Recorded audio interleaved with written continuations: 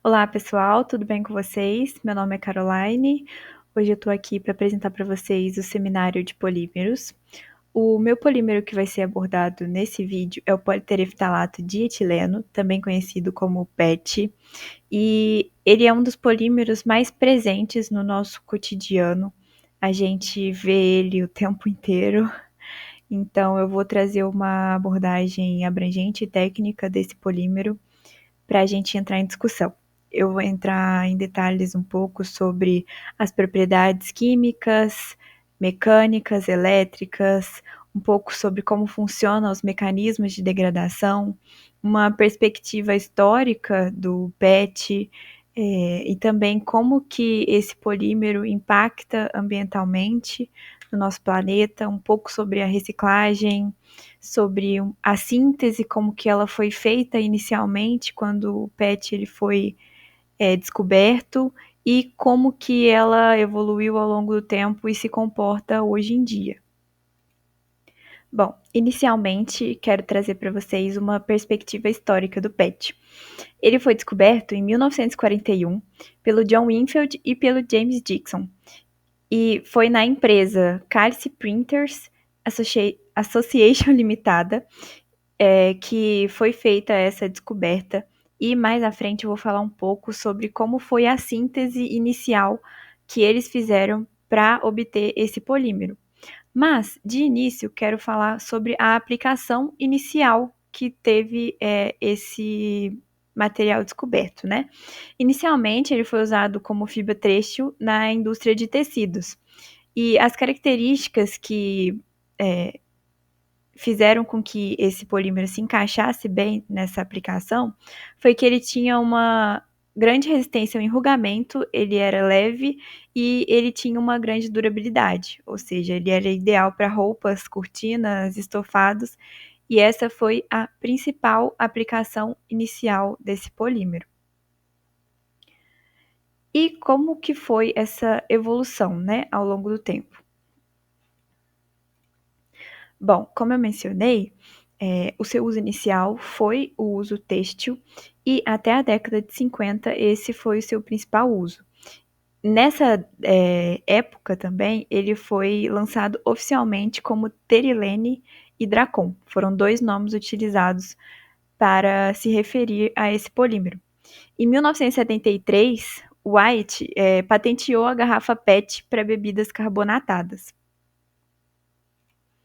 De 1980 até 2000 foi onde teve a explosão do uso do PET em demais segmentos, como embalagens, filmes, a embalagem de bebidas, que foi aonde teve o maior uso da indústria em outros segmentos, além do uso têxtil, que foi inicialmente a maior aplicação que teve desse polímero.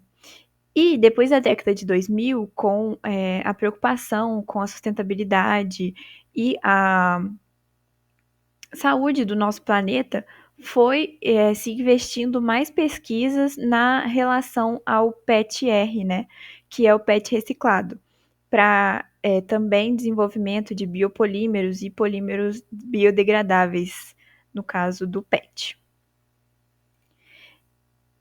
E desde então, o PET ele tem se consolidado como um polímero versátil, graças à sua transparência, resistência mecânica e a reciclabilidade também.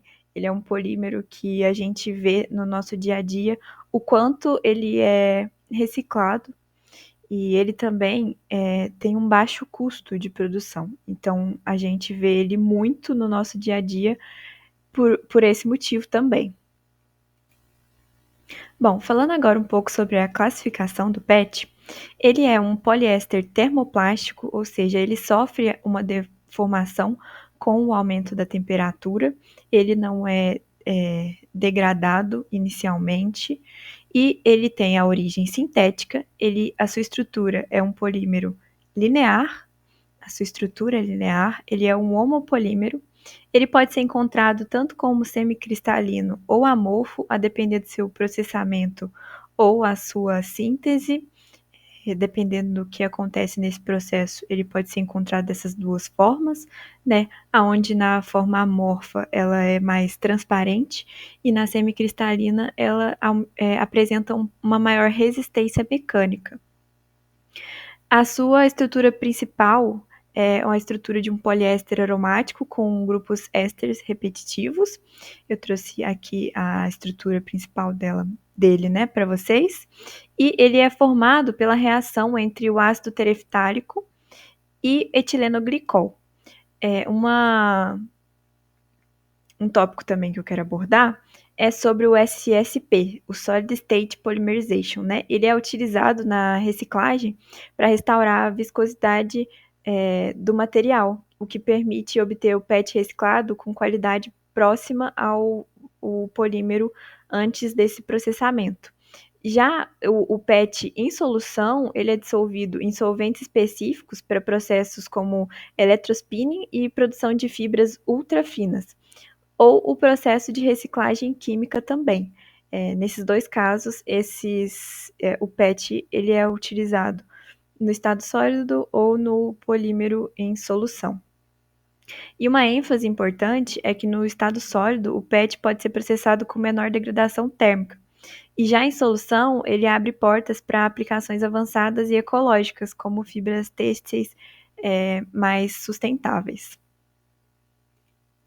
Agora, falando um pouquinho sobre as propriedades físicas e mecânicas do PET, um ponto importante, ele tem uma alta resistência mecânica, então ele suporta tanto impacto como tração, o que torna ele ideal para embalagens e fibras. Ele apresenta transparência e brilho, o que dá a ele uma aparência vítrea, e é excelente para embalagens visuais. Ou seja, quando você quer tomar um refrigerante, por exemplo, você quer ter a visualização ali do líquido que você está ingerindo. Quando você vai comprar alguma coisa, você quer ter a visualização do que está ali dentro para garantir a qualidade do produto, garantir também um conforto visual daquele produto, o que ajuda também na venda desse produto. Ele tem uma grande leveza, ou seja, a densidade dele é em torno de 1,38 gramas por centímetro cúbico, o que facilita o transporte e reduz o custo final do produto, o que é muito bom tanto para a indústria quanto para o consumidor final. Ele tem uma boa rigidez e estabilidade dimensional. Ele mantém a forma mesmo sobre um estresse térmico moderado, ou seja, uma variação de temperatura de um estado para outro não vai afetar consideravelmente o PET. Ele apresenta uma temperatura de fusão de cerca de 250 graus Celsius e uma TG de entre 70 a 80 graus Celsius.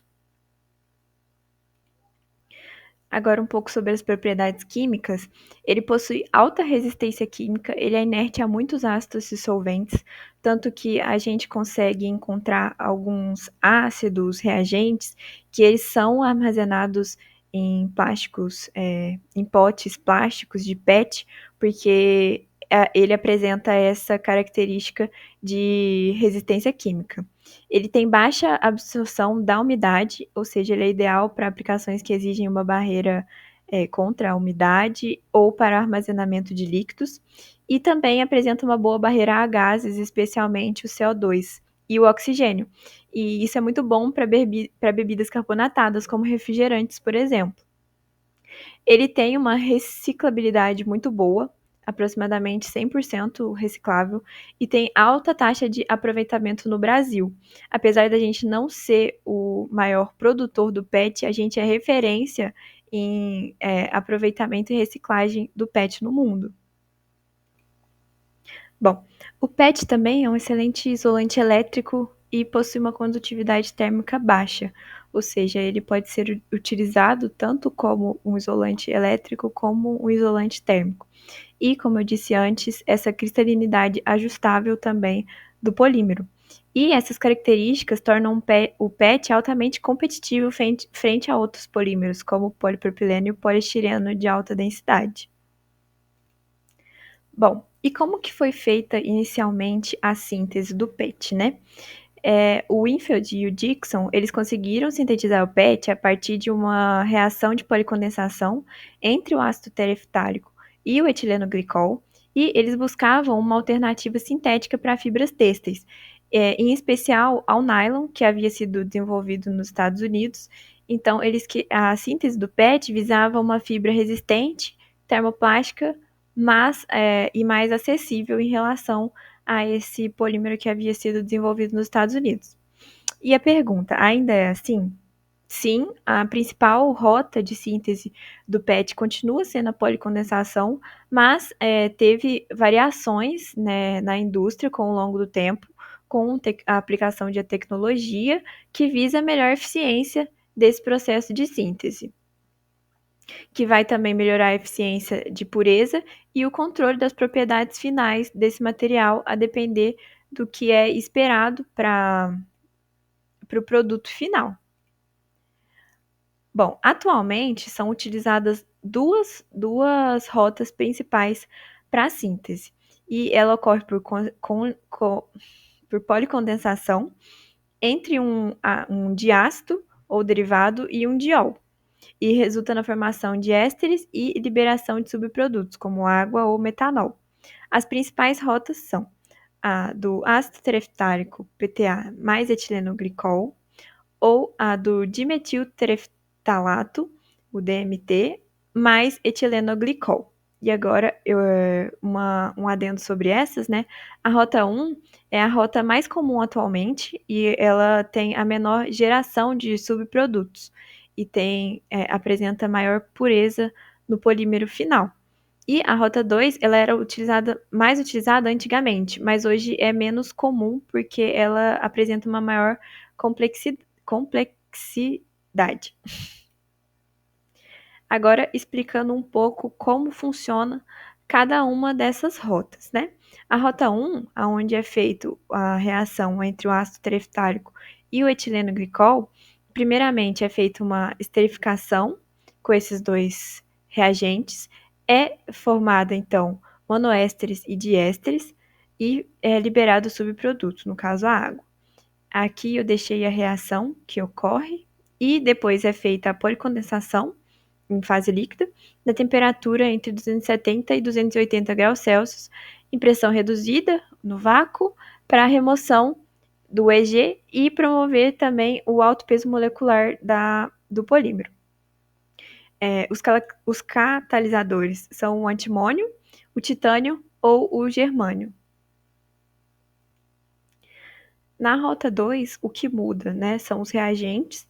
É feito também uma transferificação, onde o DMT mais o EG é transformado em um monoetileno tereftalato mais metanol. E o catalisador, ele é o óxido de zinco ou o acetato de manganês. E a policondensação, ela é semelhante à rota anterior. Bom, agora falando um pouco sobre as principais técnicas de processamento do PET, antes eu quero frisar uma coisa que, apesar dos produtos finais de PET terem boa resistência à umidade, o processamento dele requer uma secagem eficiente, porque o polímero, durante o processamento até o produto final, ele é higroscópico. Então, a umidade residual promove degradação hidrolítica e prejudica a viscosidade e a qualidade final do produto. Agora, falando um pouco sobre as técnicas, a primeira técnica que eu quero falar é sobre a injeção. Ela é muito utilizada para fabricar preformas, que depois viram garrafas, e peças técnicas também.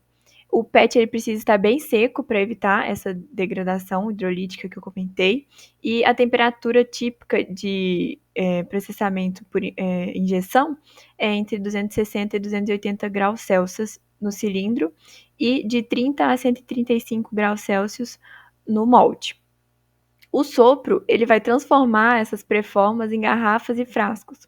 E ela pode ser por extrusão, extrusão sopro, né? O PET ele é extrusado e soprado em um molde, ou o sopro de preforma mais comum, especialmente em bebidas. Ele também requer essa desumidificação e também moldes refrigerados para evitar que o PET ele se grude nessa forma. Outra forma, né, é a extrusão, e ela é principalmente utilizada para produzir chapas finas, monofilamentos e fibras. E a utilização do PET reciclado nesse processo é muito utilizado, porque é um processo que não requer que o polímero esteja em verde, né, virgem, e a temperatura geralmente é feita entre 270 e 285 graus Celsius. E, por último, eu gostaria de falar da termoformagem, que é muito utilizada para chapas extrusadas do PET e moldada por calor e pressão. E ele é muito utilizado para embalagens de alimentos. Agora, trazendo um pouco sobre as blendas poliméricas contendo PET, eu trouxe aqui uma tabela que eu montei com base nas minhas referências para contar um pouco para vocês. Por exemplo, a blenda que contém o PET e o polietileno de alta densidade, ele tem como objetivo aumentar a resistência ao impacto e reduzir o custo do PET, e a aplicação comum dele é embalagens rígidas e peças técnicas recicladas. O PET contendo polietileno naftalato, ele tem como objetivo melhorar a barreira a gases e a resistência térmica do PET. Uma aplicação comum dele, né, são garrafas retornáveis e embalagens premium. O PET contendo policarbonato, como blenda, ele tem como objetivo aumentar a resistência ao impacto e a estabilidade dimensional do polímero. É muito utilizado em componentes automotivos e eletrônicos. O PET contendo polibutileno tereftalato tem como objetivo melhorar a resistência química e térmica, é muito utilizado em peças técnicas, conectores elétricos. O PET contendo poliamida, ou o nylon, também conhecido, né, tem como objetivo aumentar a resistência mecânica e a abrasão. É muito utilizado na indústria automotiva e na engenharia também.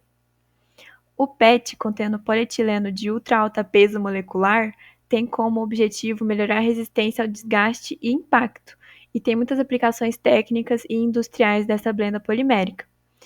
O PET, contendo o ácido poliático, que é um biopolímero, ele torna o material biodegradável e mais sustentável, e é muito utilizado para a produção de embalagens ecológicas.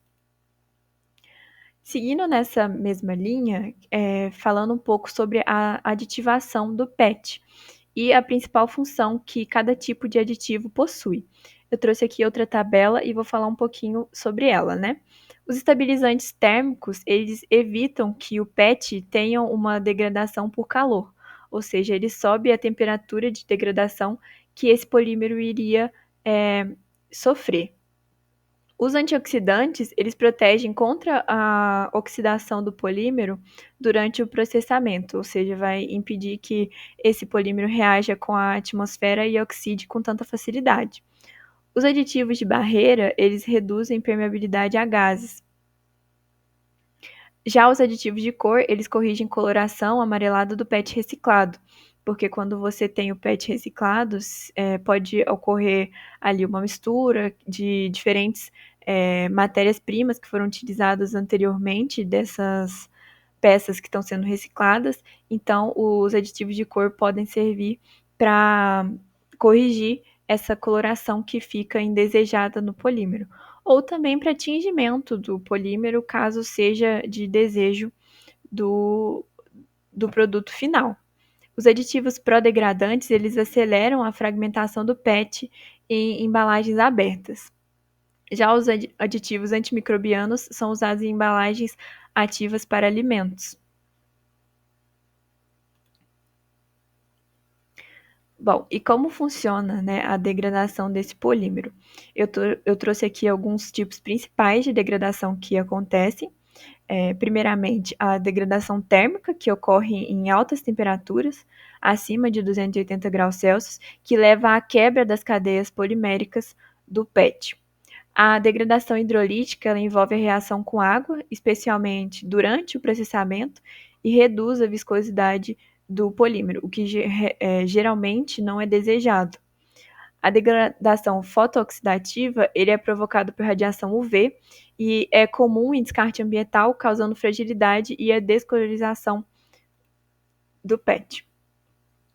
A degradação termooxidativa acontece na presença de oxigênio e calor, formando subprodutos como acetaldeído e oligômeros. Já a degradação biológica ou enzimática, ela ainda está sendo estudada, porém já enzimas como cutinases, elas já conseguem degradar o PET amorfo em condições brandas.